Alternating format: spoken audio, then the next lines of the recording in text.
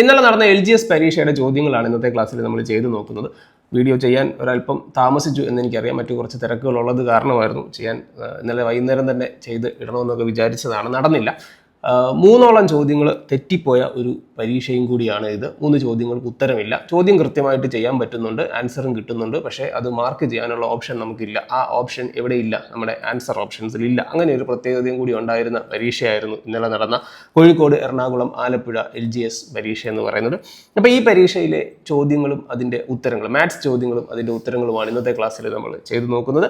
അപ്പോൾ മക്കളെ, സമയം ഒട്ടും കളയണ്ട, നമുക്ക് ആദ്യത്തെ ചോദ്യത്തിലേക്ക് പോകാം. ഇതാണ് തെറ്റിപ്പോയ ചോദ്യങ്ങളിൽ ഒന്ന്. അപ്പോൾ ഇതൊരു ബോട്ട്മാസ് ചോദ്യമാണ്. അതായത് നമ്മൾ പഠിച്ചിട്ടുണ്ട് bracket of division, multiplication, addition, subtraction. അപ്പോൾ ഇങ്ങനെ വരുമ്പം ആദ്യം നമ്മൾ എന്ത് ചെയ്യും? ഡിവിഷൻ. ഇതിലെ ഡിവിഷൻ എന്ന് പറയുന്നത് 8/2 ആണ്. ഓക്കെ, അത് നമ്മൾ ആദ്യം ചെയ്യുന്നു. സോ 7 × 8/2 4 × 14 പ്ലസ് 3ൻ്റെ സ്ക്വയർ 9. അപ്പം 7 × 4 × 14, 7നെ 4 കൊണ്ട് ഗുണിച്ചാൽ 28, 28നെ 14 കൊണ്ട് ഗുണിച്ചാൽ നമുക്ക് എത്ര കിട്ടുന്നു? 28നെ 14 കൊണ്ട് നമ്മൾ ഗുണിക്കുന്നു, നമുക്ക് 392 എന്ന് കിട്ടുന്നു. പ്ലസ് 9, 392ൻ്റെ കൂടി 9 കൂടെ കൂട്ടിയാൽ മക്കളെ നമുക്ക് കിട്ടുന്നു 401 എന്ന ആൻസർ കിട്ടുന്നു. സോ ആൻസർ എത്രയാണ്? 401. പക്ഷേ ഈ 4 ഓപ്ഷനും അതുമായിട്ട് അതിൻ്റെ 7 അയലത്തുകൂടെ പോലും പോയിട്ടില്ല.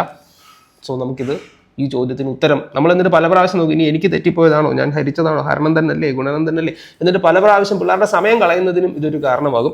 കാരണം ക്വസ്റ്റ്യൻ ഇട്ട ആളിന് തെറ്റത്തില്ല, എനിക്ക് തെറ്റിയതായിരിക്കും എന്നൊരു മുൻവിധി നമുക്കുണ്ട്. അപ്പോൾ അതുകൊണ്ട് നമ്മൾ എന്ത് ചെയ്യും?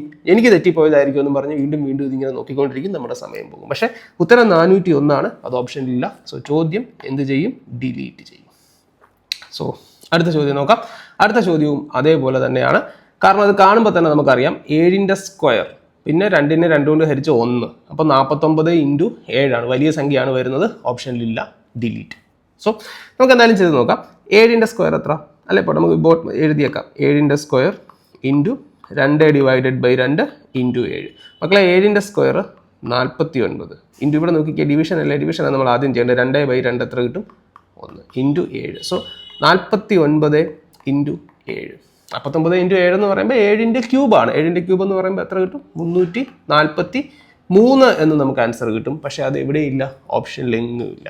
ഓപ്ഷനിൽ ആ ഒരു സാധനമേ ഇവിടെ ഇല്ല. എനിക്ക് തോന്നുന്നു ഇതിൻ്റെ മുൻപ് എങ്ങാണ്ട് വല്ല ക്യൂബ് റൂട്ട് വല്ലതും വരുമായിരിക്കും. അങ്ങനെ വല്ലതും ആണെങ്കിൽ 343ൻ്റെ ക്യൂബ് റൂട്ട് 7 എന്ന് കിട്ടും. തന്നെ അവർക്കത് മിസ്സായി പോയതായിരിക്കാം എന്തോ. സോ ആൻസർ എത്ര കിട്ടുക? 343. അത് ഓപ്ഷനിലില്ല. സോ ഈ ചോദ്യവും എന്ത് ചെയ്യും? ഡിലീറ്റ് ചെയ്യും. അടിപൊളി. അപ്പോൾ നമുക്ക് അടുത്ത ചോദ്യത്തിലേക്ക് പോകാം. ഈ ചോദ്യം പക്ഷേ എന്ത് ചെയ്യത്തില്ല? ഡിലീറ്റ് ചെയ്യത്തില്ല. ഇത് നല്ലൊരു ചോദ്യമാണ്, അതിന് വ്യക്തമായൊരു ഉത്തരവുമുണ്ട്. അപ്പോൾ ഇങ്ങനെ വരുന്ന ചോദ്യങ്ങൾ എങ്ങനെ ചെയ്യാം? ഇതിനെ ആരോഹണ ക്രമത്തിലോ അവരോഹണ ക്രമത്തിലോ എഴുതാൻ പറഞ്ഞാൽ നിങ്ങൾ ചെയ്യേണ്ടത് എത്രയേ ഉള്ളൂ? നിങ്ങൾക്ക് ഇത്രയും ഭിന്നസംഖ്യകളാണല്ലോ മക്കളെ തന്നിരിക്കുന്നത്. അതെ, അപ്പോൾ നിങ്ങൾ ഇതിനകത്തിൽ നിന്ന് ഇതിൻ്റെ മുകളിലുള്ളതിൻ്റെ എല്ലാ അപ്പുറത്തും ഒരു 0 കൊടുക്കണം. അപ്പോൾ എങ്ങനെ നമുക്കിതിനെ മാറ്റി എഴുതാം? 10/2, 20/3, 30/4, അതേപോലെ 10/5. എന്നിട്ട് ഏകദേശം കൃത്യമായിട്ടൊന്നും വേണ്ട, ഏകദേശം ഒന്ന് ഹരിച്ചു നോക്കുക. 10നെ 2 കൊണ്ട് ഹരിക്കുമ്പോൾ കൃത്യമായിട്ട് നമുക്ക് 5 കിട്ടും. 20നെ 3 കൊണ്ട് ഹരിക്കുമ്പോൾ 6.333 എന്ന് കിട്ടും. പോട്ടെ, നമുക്ക് 6.3 എന്ന് എഴുതാം. പിന്നെ 30നെ 4 കൊണ്ട് ഹരിച്ചാൽ 15ൻ്റെ പകുതി എത്ര കിട്ടും? 7.5. 10നെ 5 കൊണ്ട് ഹരിച്ചാൽ എത്ര കിട്ടും? 2. അപ്പോൾ നമ്മൾക്കിനി ഇതിനെ റാങ്ക് ചെയ്യണം. ഏറ്റവും ചെറുതിൽ നിന്ന് വലുതിലേക്ക് വേണം. കാരണം ആരോഹണ ക്രമം എന്ന് പറഞ്ഞാൽ അസെൻഡിങ് ഓർഡർ, ചെറുതിൽ നിന്ന് വലുതിലേക്ക്. അപ്പോൾ ചെറുതിൽ നിന്ന് വലുതിലേക്ക് എഴുതുമ്പോൾ നമുക്ക് ആദ്യം എഴുതുന്നത് ഞാൻ ഇതൊന്ന് റാങ്ക് ചെയ്യുവാണ്. അപ്പോൾ ഇത് ഏറ്റവും ചെറുത്, അതിൻ്റെ വലുത്, അതിൻ്റെ വലുത്, ഏറ്റവും വലുത്. അപ്പോൾ ആദ്യം എന്ത് എഴുതും? 10/5 എന്ന് പറഞ്ഞാൽ ഇത് ശരിക്കും എത്രയാണ്? 1. കാരണം നമ്മൾ 1/5നെ അല്ലേ ഇങ്ങനെ എഴുതിയത്. ഇത് 3/4, ഇത് അല്ല, എല്ലാത്തിനെയും 0 കളഞ്ഞാൽ മതി, നമ്മൾ നേരത്തെ എഴുതിയതുപോലെ. അപ്പോൾ ആദ്യം എഴുതുന്ന ഏതാണ്? 1/5. 1/5 എന്ന് പറഞ്ഞിട്ട് ഞാൻ എഴുതിയത് കണ്ടോ? 1/5. പിന്നെ ഏതാ വരിക? രണ്ടാമത്തെ റാങ്ക് വരുന്ന ഏതാ? 1/2. 1/2. 3 വരുന്ന ഏതാണ്? 2/3. പിന്നെ 4 വരുന്ന ഏതാണ്? 3/4. അപ്പോൾ ഈ ഒരു ഓർഡറിൽ, അപ്പോൾ ഇത് ഇങ്ങനെ നമുക്ക് എഴുതാം. അപ്പോൾ ഓപ്ഷൻ ബി ആണ് കറക്റ്റായിട്ട് നമുക്ക് വരുന്നത്. സോ ആൻസർ, ഇതിന് വ്യക്തമായ ഒരു ആൻസർ ഉണ്ട്. എത്ര കിട്ടി? ഓപ്ഷൻ ബി ആണ്. യെസ്. സോ അത് കറക്റ്റായിരുന്നു കേട്ടോ.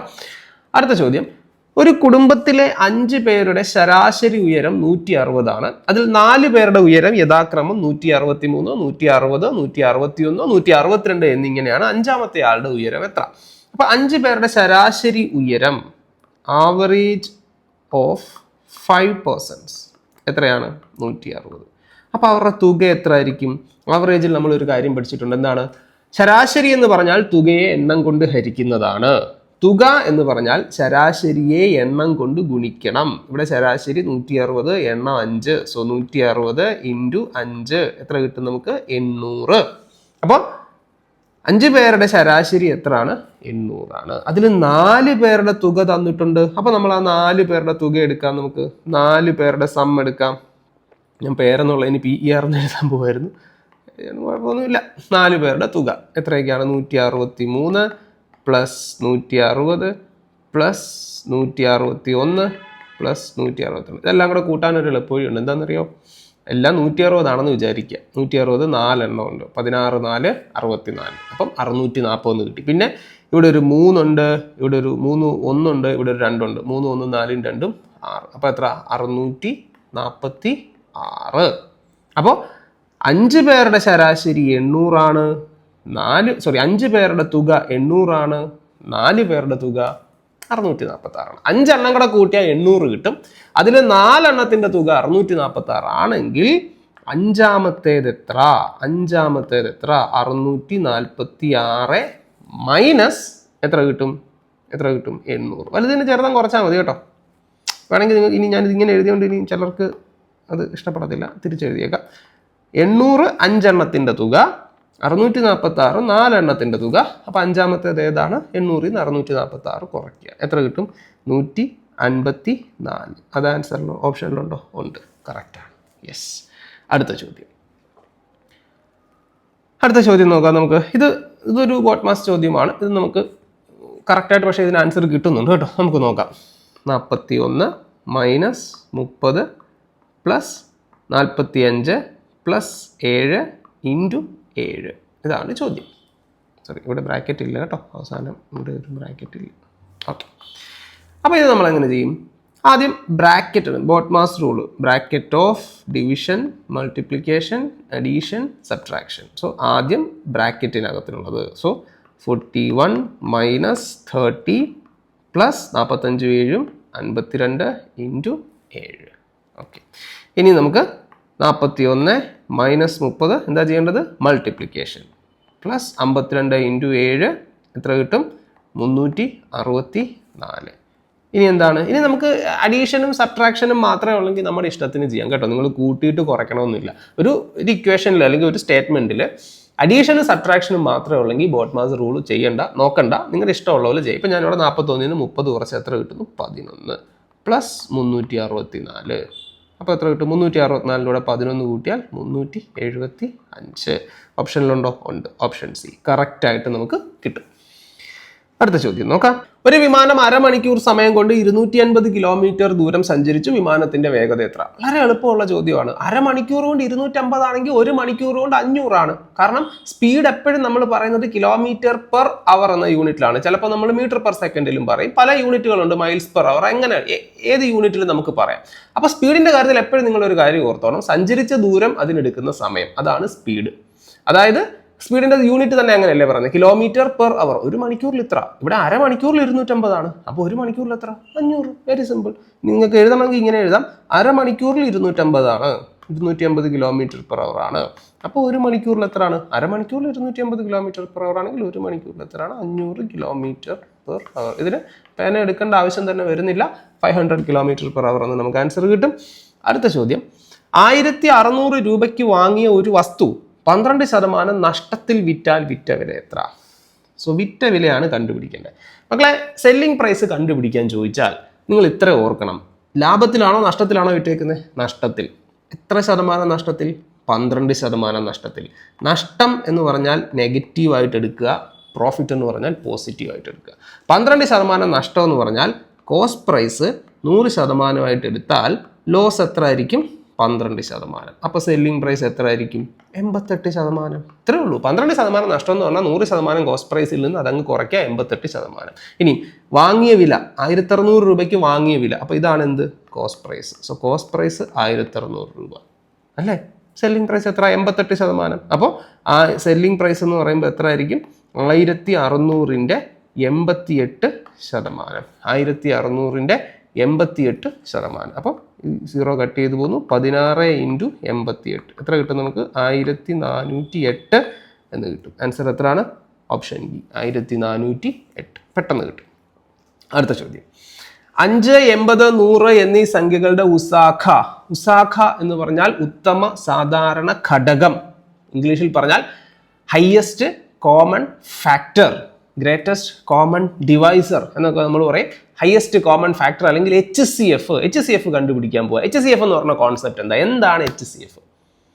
ഈ സംഖ്യകളെ എല്ലാം ഹരിക്കാൻ പറ്റുന്ന ഏറ്റവും വലിയ നമ്പർ, ഈ സംഖ്യകളെ എല്ലാം നിശേഷം ഹരിക്കാൻ പറ്റുന്ന ഏറ്റവും വലിയ സംഖ്യ, അതാണ് HCF. ഇവരുടെ എല്ലാവരുടെയും പൊതു ഘടകങ്ങളിൽ ഏറ്റവും വലിയവൻ, ഹയസ്റ്റ് കോമൺ ഫാക്ടർ. അപ്പോൾ 50നെയും 80നെയും 100നെയും പൂർണ്ണമായും ഹരിക്കാൻ പറ്റുന്ന ഏറ്റവും വലിയ സംഖ്യ ഏത്? അതാണ് HCF. അപ്പോൾ ഇവിടെ നമ്മൾ നോക്കുമ്പോൾ എത്രയാണ്? നമുക്ക് മനസ്സിലാലോചിക്കുമ്പോൾ തന്നെ കിട്ടും 5 ഇനി അല്ല, നിങ്ങൾക്ക് എങ്ങനെ കണ്ടുപിടിക്കാം ഈ HCF? HCF കണ്ടുപിടിക്കാൻ നിങ്ങൾക്ക് അറിയത്തില്ല എങ്കിൽ ഇങ്ങോട്ട് നോക്കിക്കോ, വളരെ സിമ്പിളാണ്. ആദ്യം ഈ നമ്പേഴ്സ് എഴുതുക. 55, അതേപോലെ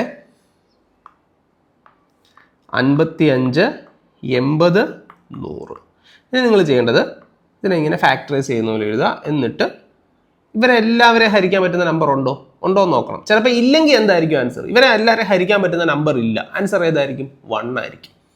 ഇപ്പം 5ഉം 7ഉം വേറൊരു ഉദാഹരണം പറയുവാണ്. 5ഉം 7ഉം ഇവരെ രണ്ടുപേരെ ഹരിക്കാൻ പറ്റുന്ന നമ്പർ ഉണ്ടോ എന്ന് പറഞ്ഞാൽ ഇവരുടെ രണ്ടുപേർക്കും ഒരു കോമൺ ഫാക്ടർ ഉണ്ടോ? പൊതു ഘടകം ഉണ്ടോ? ഇല്ല. അപ്പോൾ ഏതാണ് ആൻസർ? 1 ആയിരിക്കും HCF. സോ കോമൺ ഫാക്ടർ ഇല്ലാത്ത നമ്പേഴ്സിന്റെ HCF എന്ന് പറഞ്ഞാൽ എപ്പോഴും എന്തായിരിക്കും?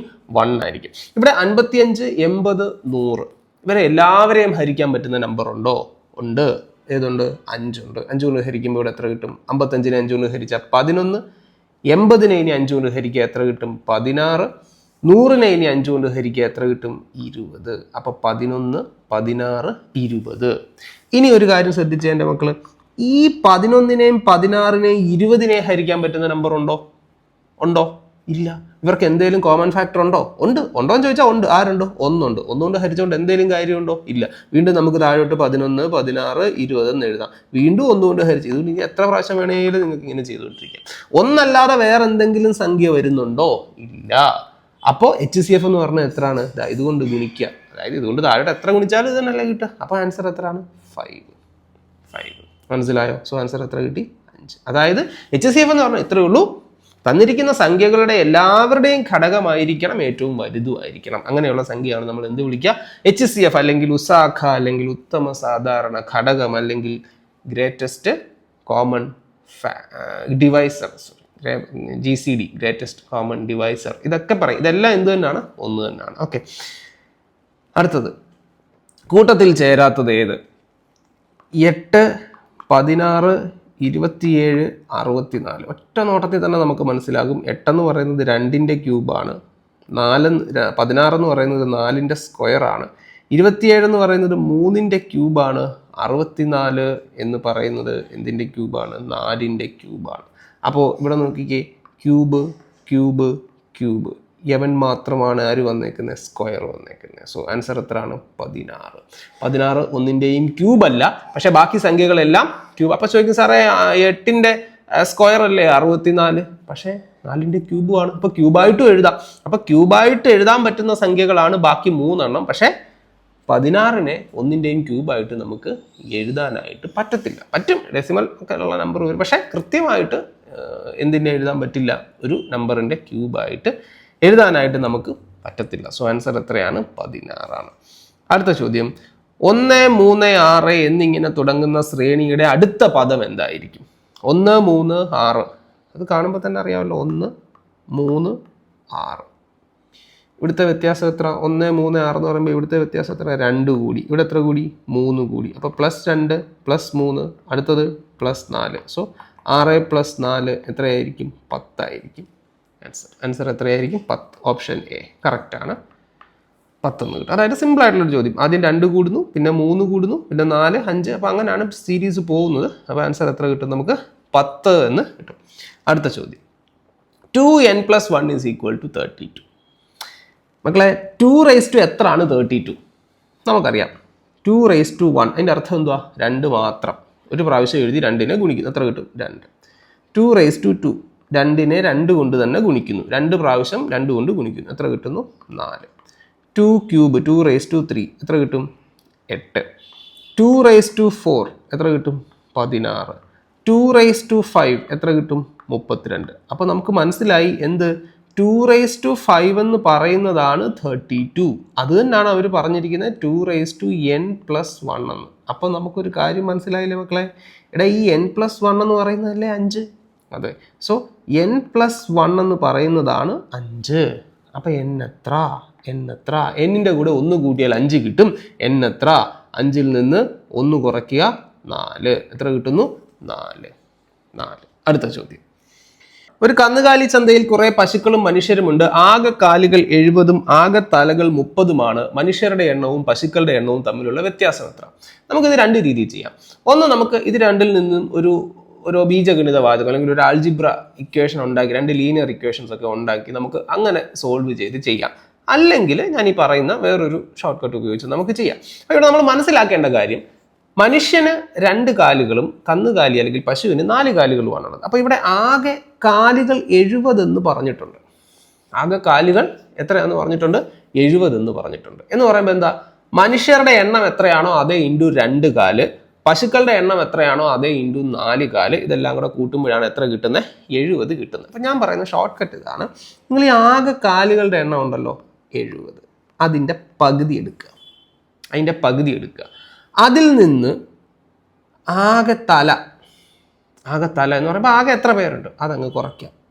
അപ്പം നിങ്ങൾക്ക് കിട്ടുന്നതായിരിക്കും കൂടുതൽ കാലമുള്ളവൻ്റെ എണ്ണം. അപ്പോൾ ഇവിടെ 70/2 എത്ര?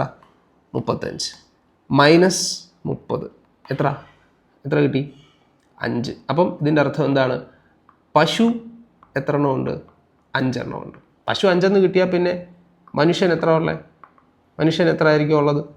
ആകെ 30 അല്ലേ, കാരണം 30 തലയുണ്ട്. അപ്പോൾ മനുഷ്യൻ എത്ര ആയിരിക്കും? 25. ഇനി ഇത് ശരിയാണോ നോക്കാം. 5 പശുക്കളുണ്ട്, 5 × 4 20 കാല്. ശരിയാണോ?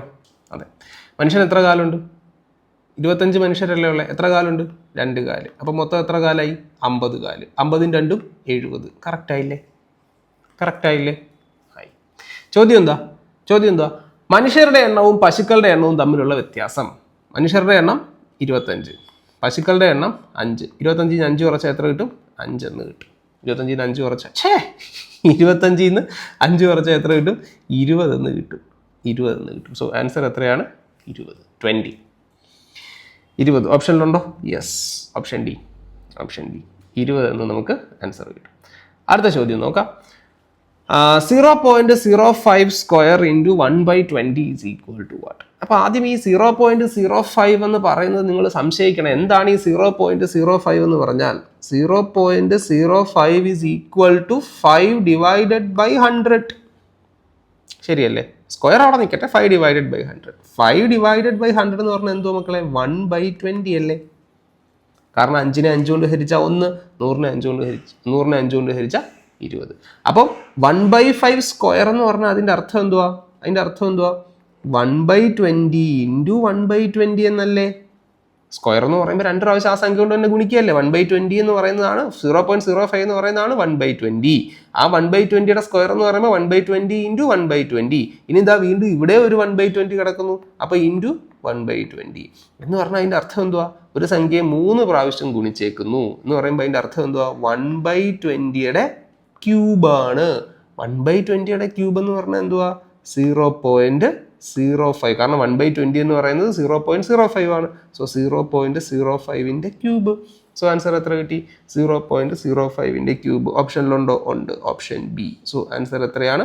Option B option. അടുത്ത ചോദ്യം, 1, 2, 4, 8 എന്ന സംഖ്യാശ്രേണിയിലെ അടുത്ത പദം. വളരെ എളുപ്പമല്ലേ? 1, 2, 4, 8. എന്താ സംഭവിച്ചിരിക്കുന്നത്? 1ന്റെ ഇരട്ടി 2, 2ന്റെ ഇരട്ടി 4, 4ന്റെ ഇരട്ടി 8, അടുത്ത 8ന്റെ ഇരട്ടി എത്ര ആയിരിക്കും? 16. 8 ഇൻറ്റു 2 16. ഓപ്ഷനിലുണ്ടോ? Option C 16. അടുത്ത ചോദ്യം അതാ വരുന്നു. അടുത്ത തെറ്റായിട്ടുള്ള ചോദ്യം. രമയുടെയും ജയയുടെയും വയസ്സുകളുടെ അംശബന്ധം 2:3 ആണ്. 5 വർഷം കഴിയുമ്പോൾ രമയ്ക്ക് 24 വയസ്സാകും. ജയയുടെ ഇപ്പോഴത്തെ വയസ്സ്. നല്ല ചോദ്യമാണ്. സോ രമയും ജയയും ഇപ്പോഴത്തെ വയസ്സ് 2:3 ആണ്. ഇതിൽ പറഞ്ഞിട്ടുണ്ട് 5 വർഷം കഴിയുമ്പോൾ രമയ്ക്ക് 24 വയസ്സാവും. അപ്പൊ 5 വർഷം കഴിയുമ്പോൾ രമയ്ക്ക് 24 വയസ്സാകുമെങ്കിൽ ഇപ്പോഴത്തെ വയസ്സ് കണ്ടുപിടിക്കാൻ 5 കുറയ്ക്കണം. അപ്പൊ എത്ര കിട്ടും? 19 എന്ന് കിട്ടും. ശരിയല്ലേ? 5 വർഷം കഴിയുമ്പോഴാണ് 24 വയസ്സ്. അപ്പൊ ഇപ്പോഴത്തെ വയസ്സ് 5 കുറയ്ക്കുമ്പോൾ എത്ര കിട്ടും? 19 കിട്ടും. അപ്പൊ മക്കളെ ഈ 19 എന്ന് പറയുന്നത് എന്തുവാ? 2 എന്ന് പറയുന്ന റേഷ്യോ അല്ലേ? കാരണം ഇവർ തമ്മിലുള്ള അംശബന്ധം 2:3 ആണ്. അപ്പൊ 2 എന്ന് പറയുന്നത് 19 കിട്ടി. മക്കളെ 2 എന്ന് പറയുന്നത് 19 ആണെങ്കിൽ 1 എന്ന് പറയുന്നത് എത്ര? 19/2 ആയിരിക്കും. അപ്പൊ ജയയുടെ ഇപ്പോഴത്തെ വയസ്സ് എത്ര ആയിരിക്കും? 19/2 അല്ലേ 1. ജയയുടെ വയസ്സിനെ റെപ്രസെന്റ് ചെയ്യുന്നത് 3 അല്ലേ? 3 കൊണ്ട് നമ്മൾ ഗുണിക്കുന്നു. 19/2 3 കൊണ്ട് ഗുണിച്ചാൽ എത്ര കിട്ടും നമുക്ക്? 57/2 എന്ന് പറയുമ്പം 28.5 എന്ന് കിട്ടും. സോ ജയയുടെ വയസ്സ് എത്രയാണ്? 28.5 വയസ്സാണ്. പക്ഷേ അത് ഓപ്ഷനിലുണ്ടോ? 28 റൗണ്ട് ചെയ്ത് പറയാൻ ജയയ്ക്ക് ഒരു അര വയസ്സ് കുറച്ചങ്ങ് പറഞ്ഞാൽ അവർ ചിലപ്പോൾ അങ്ങനെ ആയിരിക്കും പറയുന്നത്. എന്നൊക്കെ ആയിരിക്കും BSc ഇതിന് തരുന്ന ന്യായം. ആണോ? ഡെസിമൽ എടുക്കണ്ട എന്നാണോ? അങ്ങനെ എന്തെങ്കിലും നിയമം ഉണ്ടോ? എനിക്കറിയത്തില്ല. പക്ഷെ ഓപ്ഷനിൽ കൃത്യമായിട്ട് അങ്ങനെ ഒരു ഇതില്ല, ആൻസർ ഇല്ല. 28.5 എന്ന് പറയുന്നത് 28 നമുക്ക് എടുക്കാനൊന്നും പറ്റത്തില്ലല്ലോ.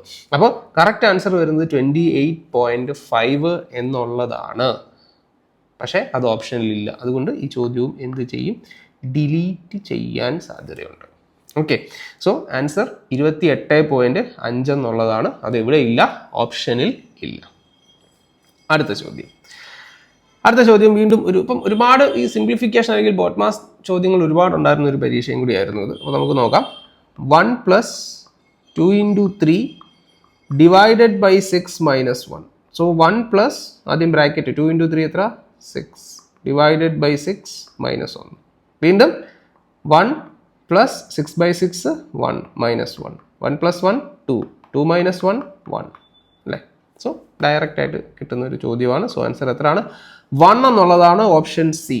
ശരിയാണോ? തീർച്ചയായും. അടുത്ത ചോദ്യം 11 ആണെങ്കിൽ 22 എന്ന് പറയുന്നത് എത്ര? ഇതാണ് ചോദ്യം. അപ്പോൾ ഇവിടെ സംഭവിച്ചിരിക്കുന്നത് എന്താണെന്ന് നമുക്ക് ഒറ്റ നോട്ടത്തിൽ തന്നെ മനസ്സിലാകും. 12 കൊണ്ട് ഗുണിച്ചേക്കാണ്. 11 × 12 ആണ് എത്ര? 132. അപ്പോൾ ഇവിടെയും അതേ റൂള് ഫോളോ ചെയ്യണം. 22 × 12. 22നെ എന്തുകൊണ്ട് ഗുണിക്കണം? നമ്മൾ 12 കൊണ്ട് ഗുണിക്കണം. സോ 22നെ 12 കൊണ്ട് ഗുണിച്ചാൽ എത്ര കിട്ടും നമുക്ക്? 264. 264. ഓപ്ഷനിലുണ്ടോ? ഉണ്ടല്ലോ. Option D. യെസ്. അടുത്ത ചോദ്യം. ഒറ്റയാനേത്? ചതുർഭുജം, അതേപോലെ ലംബകം, സാമാന്തരികം, ചതുരം. ഈ ലംബകം എന്ന് പറയുന്ന സാധനത്തിന് എത്ര വശങ്ങളുണ്ട്? 4. ചതുരം 4 വശങ്ങൾ. സാമാന്തരികം 4 വശങ്ങൾ അല്ലേ?